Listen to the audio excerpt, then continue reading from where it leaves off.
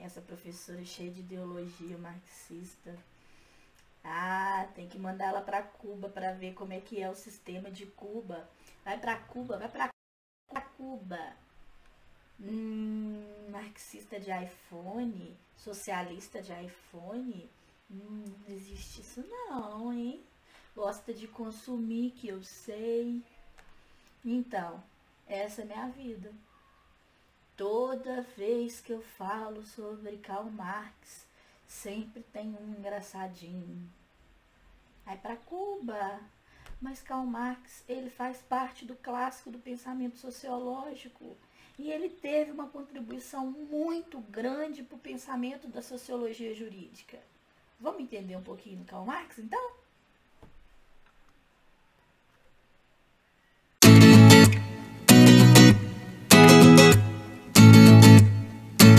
E aí, como é que vocês estão? Todo mundo assim, meio louco do que eu, falando com as plantas, se dedicando, fazendo as atividades, postando em data certa, né? Tá todo mundo feliz, né?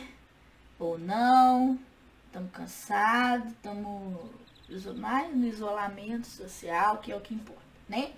Então, eu vou falar para vocês. Eu queria estar no isolamento essa semana, porque o tema dessa semana, se eu tivesse em sala de aula, eu seria taxada como ideologia marxista, né? Porque eu vou falar dos clássicos, né? E um dos clássicos da sociologia chama-se Karl Marx, né? A gente tem que falar sobre ele, mas mesmo tendo a neutralidade que qualquer professor deve ter, ainda nós somos taxados de marxistas, né? Enfim, então, mas vamos abstrair, fingir demência e pensar no mundo melhor. Daqui a pouco a gente vai ter, né? Então, quando se fala em Marx, a primeira coisa que vem na nossa cabeça é o socialismo. Socialismo, que é a pedra fundamental da ideia de Karl Marx. Não foi criado por ele, né? Socialismo era uma corrente de pensamento que já existia, né? Desde os socialistas cristãos, existia o socialismo dentro da igreja, tá? Até a concepção mais científica de Karl Marx, né? Comunismo, que é a etapa final do processo, né? Karl Marx acreditava muito na criação de um partido comunista, de lutas advindas do comunismo, que é a ausência completa de Estado, né? Comunismo, para ele, é a sociedade ideal, é uma sociedade livre, onde é autossuficiente. Dialética quer dizer mudança, né? Mudança radical. Para o Karl Marx, as lutas, os conflitos, a dialética faz parte da sociedade. Forças de produção, né, que servem para movimentar a sociedade capitalista, relações de produção, né, infraestrutura, que para ele é economia, superestrutura, que é a sociedade, Estado, e aí nos interessa muito o Estado, e assim como as leis são criadas para quê? Em benefício de quem? É isso que o Karl Marx diz. Ideologia, né? Para o Karl Marx, o movimento capitalista, né? O capitalismo produz uma ideologia, e aí nós vamos entender por quê. Classes sociais, que é a constituição dos grupos, né? Que são organizados em classes. Alienação é o que você é, desculpa, não, tô brincando, não é isso não. Alienação, um processo produzido primeiro pela sociedade industrial, né, e vem para o trabalhador. Mercadoria, somos o que somos.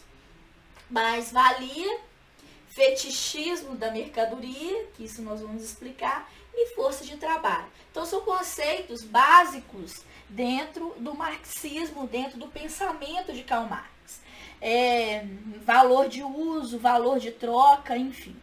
Vou falar um pouquinho da vida do Karl Marx e das obras que ele produziu. Karl Marx nasceu em 1818 na Alemanha, em Treves, né? Doutorou-se na área de filosofia, teve uma tese sobre Hegel invertido, né? Que tanto se falava, porque o Hegel acreditava muito no poder dos conceitos. né? Marx fala que os conceitos são produzidos por homens. Então é a lógica hegeliana invertida. Foi redator do jornal Liberal, em Colônia, na Alemanha, né? Então, em 1842, saiu da Alemanha para se refugiar em Paris. Nesse momento, ele conheceu Friedrich Engels, né? Seu companheiro não sentimental e amoroso, mas quase isso, de ideias e publicações, né? Na verdade, Marx gostava muito do sexo oposto, né? Tanto que ele traiu a esposa dele diversas vezes, isso aí não veio ao caso. Então, assim, mas ele constituiu uma parceria acadêmica com Friedrich Engels, né? Que diga-se de passagem, o sustentou durante boa parte da vida. Então, assim, mas Karl Marx, ele era filho de banqueiro e conseguiu quebrar o banco do pai. Então, Engels foi expulso da França em 1845, né? Mas, depois que terminou a Comuna de Paris, mas foi para Bruxelas, onde criou a Liga dos Comunistas. E também foi expulso da Bélgica. O cara, para ser expulso dos lugares, tem pessoa inconveniente. Então, quais são as principais fontes onde Marx bebeu, né? E se embebedou? Socialismo, que isso eu já falei, que já vem desde foi criado a concepção de direitos econômicos iguais, né? Dentro da igreja surgiu, dentro do movimento também operário francês, né? Marx, ele era um economista, mas não tinha muita preocupação em teoria, né? Com a ciência. O Marx, ele, apesar de ter lançado uma tese na área de filosofia, ele não tinha muita preocupação com os conceitos. Ele não acreditava neles, né? E ele ficou muito próximo à análise do movimento operário, né? Por ele ter essa experiência com o jornal liberal, ele ficou muito próximo ao movimento operário. E alguns pensadores aí propõem uma nova maneira de analisar a sociedade, né? Reivindicando direito para todos, né? Esse movimento operário estava muito, principalmente depois da Comuna de Paris, né? Que já foi um movimento que foi analisado no último vídeo do Durkheim, né?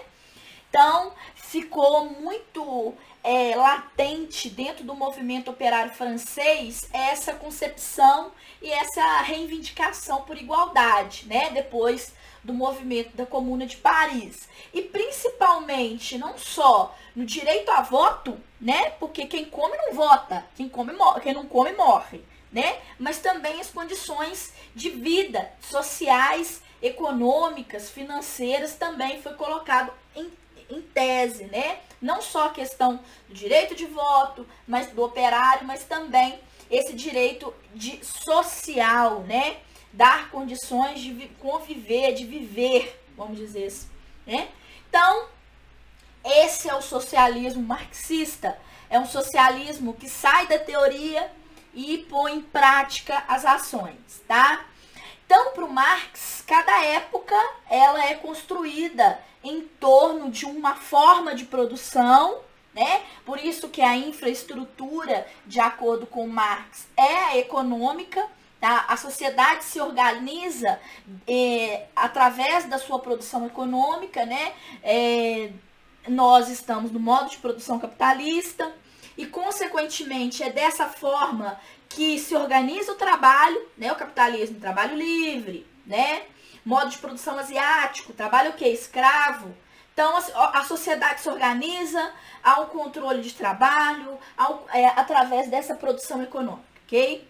Então, a perspectiva marxista é uma perspectiva de materialismo histórico, ou seja, tudo gira em torno dos fatores econômicos e sociais. Existe um livro dele, chamado Os Vencedores das Batatas, que ele fala da Revolução Francesa, né? Porque antigamente, lá no século XIX, achava-se que a Revolução Francesa era puramente uma questão política, né? Ele fala, não, é uma questão social.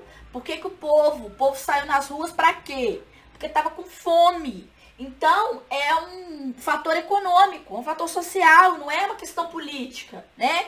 Então não é questão de voto, não é questão de ter igualdade. A primeira questão, porque o povo saiu para as ruas naquele momento, é porque não tinha pão, né? Então não tinha comida. Então é um fator econômico e principalmente social. É isso que movimenta. É o chamado materialismo histórico. Seres humanos, eles precisam sobreviver. Então eles se movimentam. Seu trabalho, sua base, seu fundamento, ele é basicamente a parte real da sociedade. Por isso que ele fala, aos vencedores as batatas, né? Que é o livro que ninguém lê sobre o Karl Marx. Aliás, ninguém lê nada. E aí fala besteira.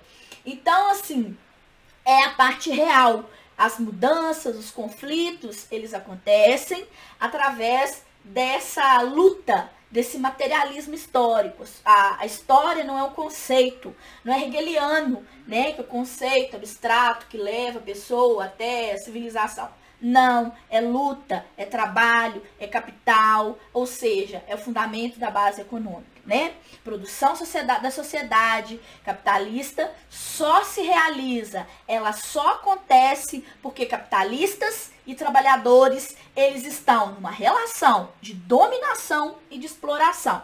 Quem que é explorador? O capitalista. Quem é o explorado? É o trabalhador. Então, assim, existe essas relações, tá? Burguesia, operário, né? Então, existem essas relações, tá? Então, você tem o conceito de homem, o conceito de trabalho, o conceito de história, né? Que são essas relações dialéticas. Então, você tem uma visão materialista. O homem é um ser de necessidades. Eu vivo porque eu sobrevivo. Eu preciso sobreviver porque eu tenho certas necessidades, né?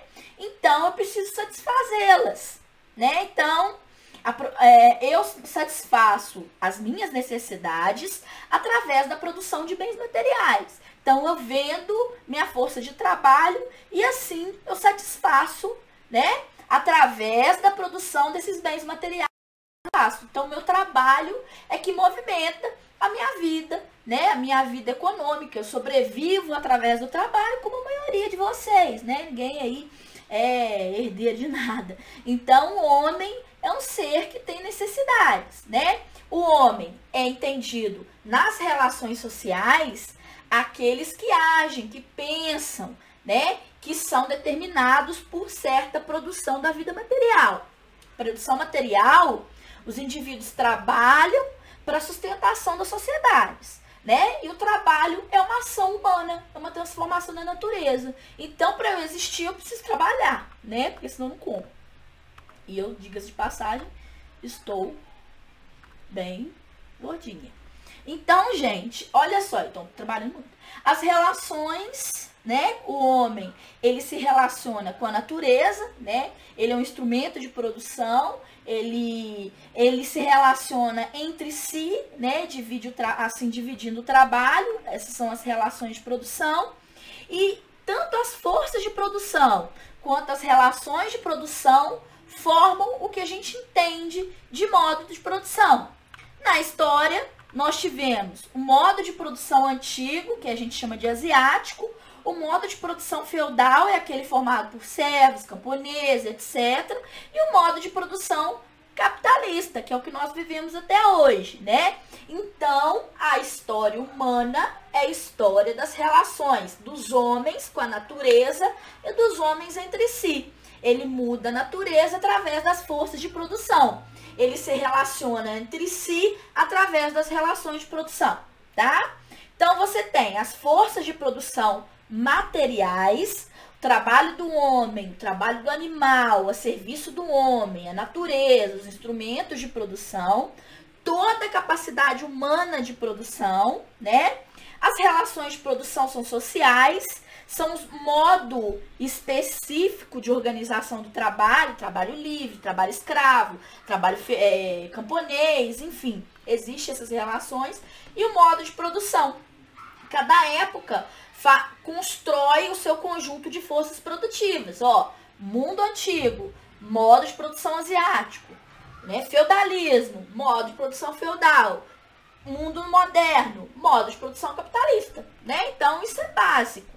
As forças produtivas combinadas com as relações sociais de produção, elas estão em constante relação, né? A vida material de uma sociedade é produzida no interior dessas relações. Então, as forças produtivas somam as relações sociais de produção e aí constitui a vida material de uma sociedade, tá? O capitalismo é a vida material de uma determinada sociedade, que combina força produtiva, trabalho livre, relação, exploração, né? Em momentos históricos, as sociedades apresentam modos de produção diferentes, né? Do mundo antigo, a produção feudal, o capitalismo, né? Então, nas sociedades ocidentais, nós tivemos 3 modos de produção, já citei, né? Antigo, feudal e capitalismo, né? Então, isso é claro. O antigo, utilização do sistema escravista, né? Ou escravagista. O feudal com a servidão, né? As relações sociais de produção. E o capitalismo mão de obra assalariada e livre. Oh, que bom! Então, você tem forças de produção e relações de produção. Como se dá a passagem de um modo de produção para o outro? Se dá quando essa força de produção, essas forças produtivas, elas entram em contradição com as relações de produção, né? Então, o modo de produção muda. Então, por exemplo, no feudal, aonde que houve uma contradição aí? Lembra dos vencedores das batatas? Né, que eu falei, naquele momento do século XVIII, onde houve a contradição do sistema, e aí, ó, modo de produção, ele mudou, a burguesia se fortaleceu, né? Então, você tem modo de produção capitalista, as relações de propriedade. Proprietário, aquele que é dono dos meios de produção, e os não proprietários que vendem sua força, sua mão de obra. No caso, os proprietários, a burguesia, e os não proprietários, o proletariado, que trabalha, que vende sua mão de obra, né? Então, você tem a classe dominante, a burguesia, e aqueles que são dominados. Em qual você se encontra? A pergunta é essa. Aí eu sou classe média. Média quer dizer burguesia. Não, você vende sua mão de obra, tá? Então, tá bom. É isso aí que eu queria falar. Então, essas são relações de dominação, né? São relações onde a classe dominante, a burguesia, ela domina a classe do proletariado, né? Então, modo de produção capitalista, as relações de propriedade, né? Proprietários e não proprietários, voltando aqui. O sistema capitalista é um modo de produção que se caracteriza pela separação entre os proprietários, aqueles que são donos do meio de produção, e aqueles que necessitam vender sua força de trabalho para sobreviver. Então, para Marx, as classes representam as posições que os indivíduos ocupam dentro da produção capitalista, né? Ainda que as classes dos capitalistas e dos proletários tenham interesses opostos, eles são complementares entre si, tá? Então, um complementa o outro, e um não vive sem o outro, tá? Então, apesar de existir a dominação de um com o outro, tá? Então, por que que as classes sociais passaram a existir no modo de produção capitalista, Tatiana? Pergunta é a seguinte: por que que houve proprietários e não proprietários? Me explica. Então, a questão da propriedade, os meios de produção, a venda de força de trabalho. Então, precisava separar isso tudo, precisava dividir.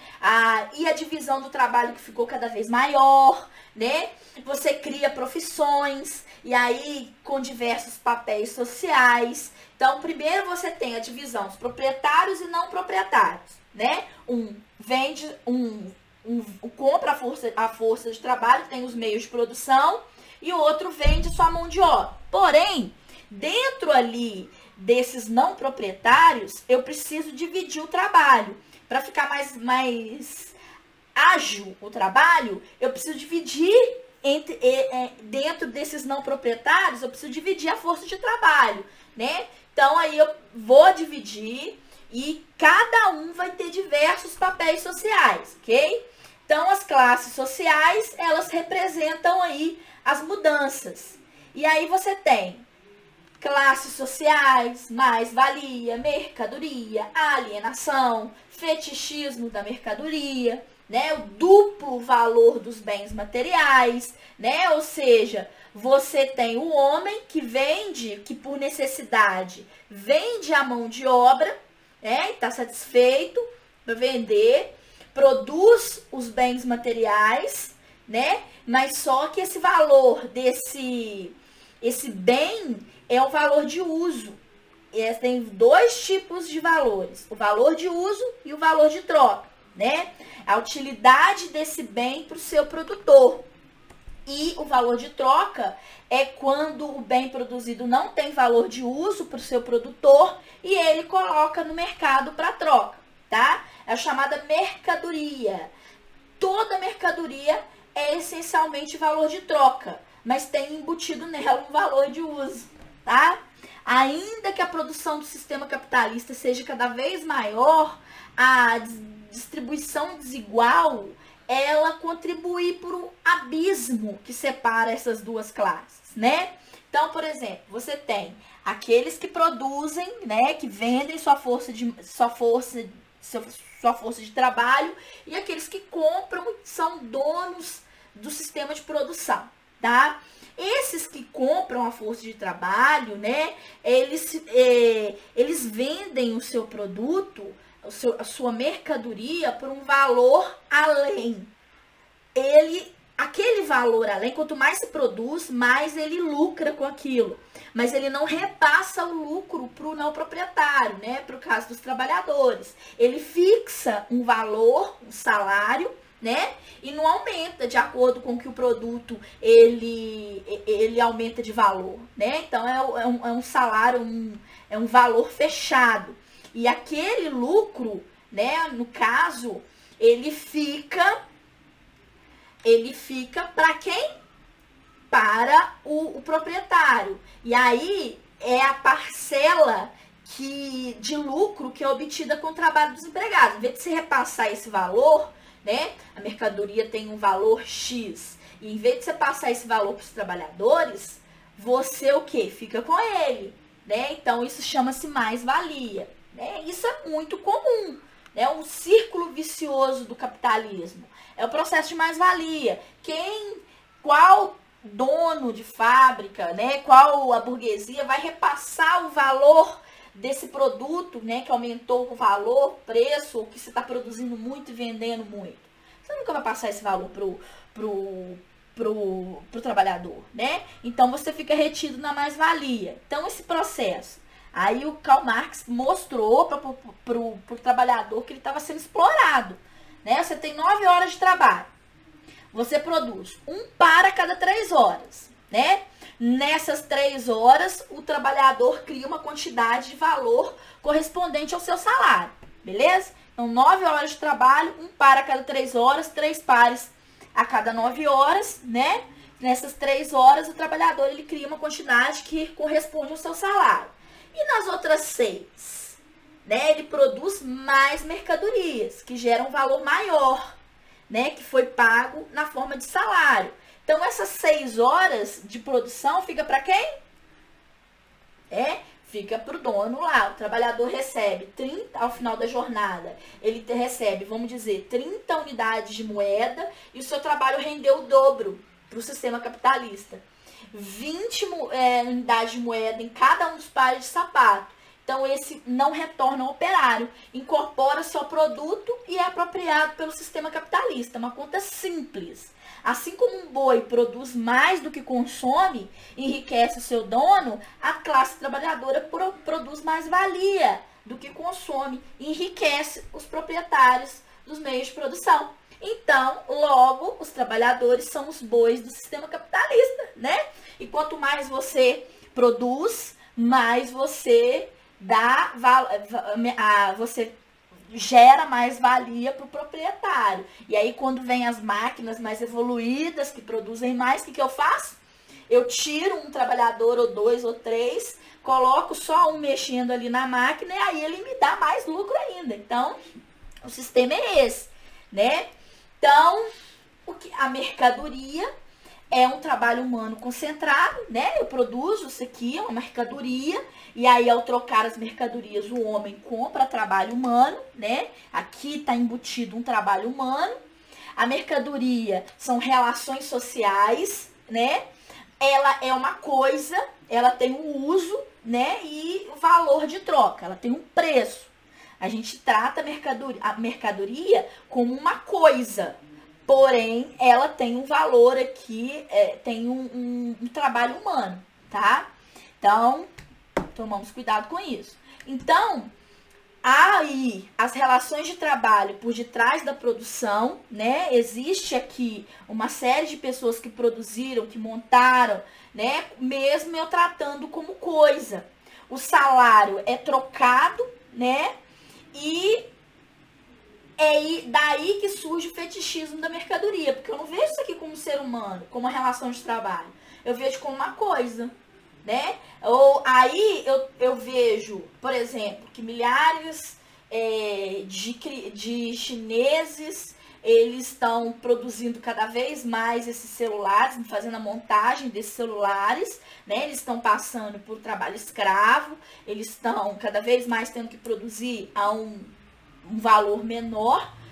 Não importa, eu tenho meu celular aqui. Então, assim, isso aqui é uma coisa, isso aqui eu comprei, isso chama-se fetichismo da mercadoria. Eu não tenho relação nenhuma com o chinês que produziu isso aqui, que está sofrendo trabalho escravo, tá? Então, troca de pagamento. Então, é o reinado das coisas, né? Não me importa, eu quero ter meu celular aqui bonitinho. Então, as mercadorias, elas vão adquirindo vida própria, elas se tornam independentes, né? Aqui, a mercadoria fetichizada, ela encobre o trabalho, que em alguns momentos é um trabalho de exploração, né? A mercadoria, nada disso. A mercadoria fetichizada, ela exerce domínio sobre o produtor e consumidor, aquele que produz a mercadoria, aquele que consome, né? Como se tivesse uma vida própria, né? Então, como se isso aqui não fosse da classe operária, né? Não a pertence, é uma coisa. Por isso que tem muitas pessoas que falam assim, comunista de iPhone, como se isso não fosse fruto do trabalho de um trabalhador, né? Isso aqui fosse para uma classe social apenas. Então, as mercadorias, elas se tornam coisas, né? E se relacionam aos sujeitos, né? Por exemplo, um apartamento no estilo mediterrâneo, né? Para quê? Não é para o trabalhador que produziu aquilo ali, não. É um modo de vida, né? Não tem nada a ver. Uma calça jeans de grife é porque eu mereci. Eu tenho poder aquisitivo e eu posso comprá-la. Agora, se ela é produzida na Ásia, se o pessoal tá pedindo socorro lá no negócio, não me interessa. É o poder aquisitivo que eu comprei, entendeu? Então, aí os homens são transformados em coisas. Uma coisa chamada força de trabalho, né? O trabalho é uma coisa chamada mercadoria. Então, tudo é coisado, é coisificado. E o proprietário é capital, né? Que é a capacidade de ter lucros, E as coisas transformadas em gente, produzir, distribuir, comerciar, acumular, consumir, investir, poupar, trabalhar. Parece que elas estão andando aí sozinhas, o mercado está nervoso, enfim. Então, desaparecem os seres humanos e eles se tornam coisas, tá? E aí você tem, por que os homens conservam essa realidade coisa, né? Como se explica que não percebam essa questão coisificada, reificação? Como entender que o trabalhador não se revolta contra isso, cara? Ele é transformado em coisa. Ele não tem acesso aos bens que ele produz, entendeu? Então, por quê? Como explicar que essa realidade nos aparece como natural, né? Foi Deus que quis, normal, racional, aceitável.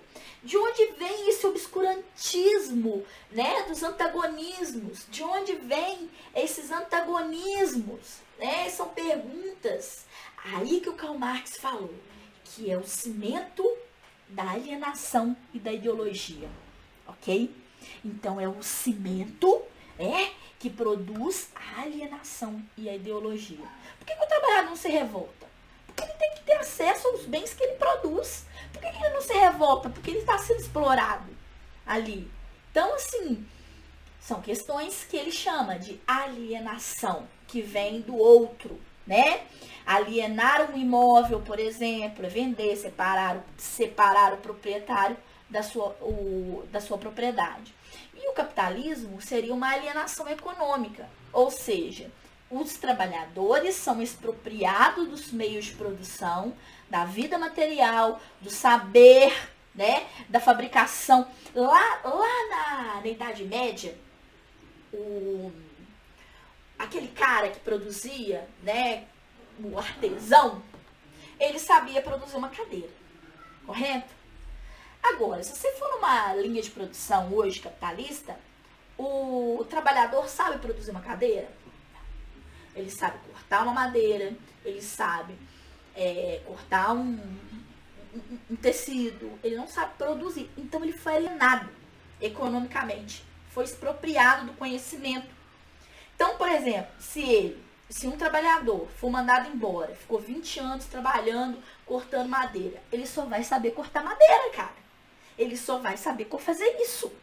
Então, ele foi alienado. Ele está dependente daquele meio de produção. Entendeu? O capitalismo reduziu o trabalhador à execução de tarefas parciais, repetitivas. Aí você tem o Charlie Chaplin lá na linha de produção, né?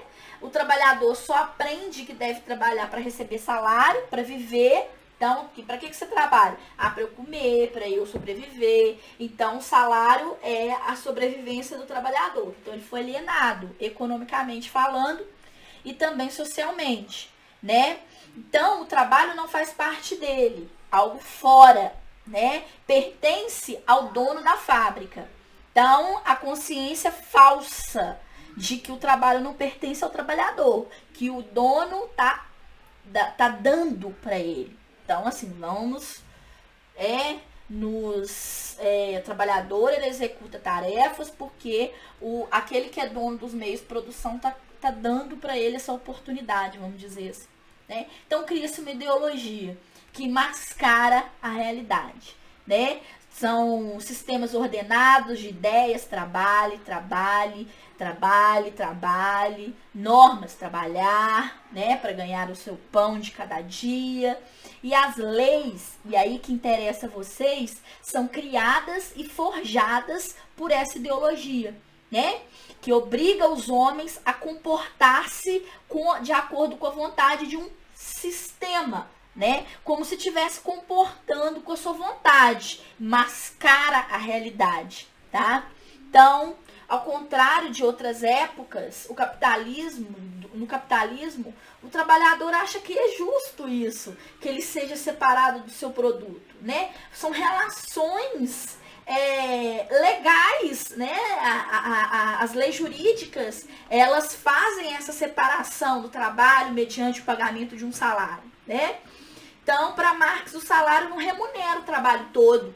É uma parte que é apropriada pelo capitalismo e se transforma em lucro, né? Ou mais-valia. O trabalhador não vai perceber isso por causa dessa ideologia, uma ideologia religiosa, uma ideologia social, né? Que fala assim, contente-se com a sua condição de trabalhador, né? Agradeça o trabalho que você tem todo dia, né? Então, a classe dominada, acontece uma ideologia, gera-se uma ideologia que vem da classe dominante e essa classe dominada assume essa ideologia, tá? Então, o marxismo trabalha muito com a dialética, né, a contradição, porque ele fala que isso vai acabar, essa organização do trabalho do capitalismo, ela pode acabar, a dialética, né, pensar ao contrário.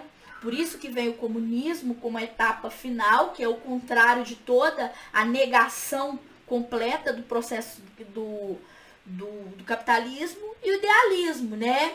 Que todo real é racional e todo racional é real. O real é mutável, né? Então ele acredita muito que vai acontecer essa mudança, né? Então, ele acredita numa tese, na construção social, que pode partir por uma contradição, que ele chama de antítese, e a partir daí a síntese, a reunião, o resumo disso tudo, e a construção de uma outra ordem social, tá? Então, esse mundo material é a máxima dos ideais, então, material em relação aos conceitos. O mundo das ideias, ele é a priori em relação ao mundo material, né? Então ele acredita muito no materialismo, né? O rompimento com essa ideia hegeliana, né? As leis dialéticas, a condição de contrário, né? O mundo, ele é movimentado pela realidade em relação às ideias. E é isso. E aí o Marx tem aquela frase célebre, né? Dizendo assim: proletariado de todo mundo, univos, né? Porque para essa contradição, para essa mudança social ocorrer, quem que tem que fazer essa contradição, essa mudança, pegar em luta, greve, processo? É o trabalhador, cara. Ele tem que saber que ele está sendo alienado, ele tem que ter consciência, aí vem o fator da consciência, né, social, né, e mudar as leis, as instituições jurídicas. Aí ele acredita muito nessa dialética, nessa contradição aí, que isso vai acontecer um dia. E ele lutava muito para que isso acontecesse, né? Para que o trabalhador se conscientizasse do seu papel e transformasse a realidade. E para ele o ideal seria a questão do comunismo, né? Então, cara, uma ideia que se tornava prática aí para o Marx. O Marx, ele nunca falou sobre a questão de guerra, conflito, né? Ele acreditava na luta política, né? A organização de um partido, partidária, no caso, Partido Comunista, né? Ele organizou muitas reuniões do Partido Comunista Internacional, ele não acreditava em partidos comunistas do Brasil, por exemplo. Isso é uma contradição aí dentro do Partido Comunista, né?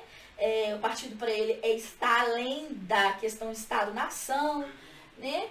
E ele acreditava muito no poder do trabalhador como para se organizar e reivindicar os seus direitos. O problema são aqueles que interpretam Karl Marx, né? E constroem verdadeiras ditaduras em nome de um marxismo. Na verdade, o comunismo não é ditadura, né? Seria uma sociedade sem classe, cara, uma sociedade que não tinha regra, porque o ser humano já aprendeu que deve viver em comunidade e viver bem com os outros, né? Então não ia explorar ninguém, né? Não ia uma sociedade ideal, aquela que ele prevê. Então, mais do que nunca, esse é o pensamento marxista.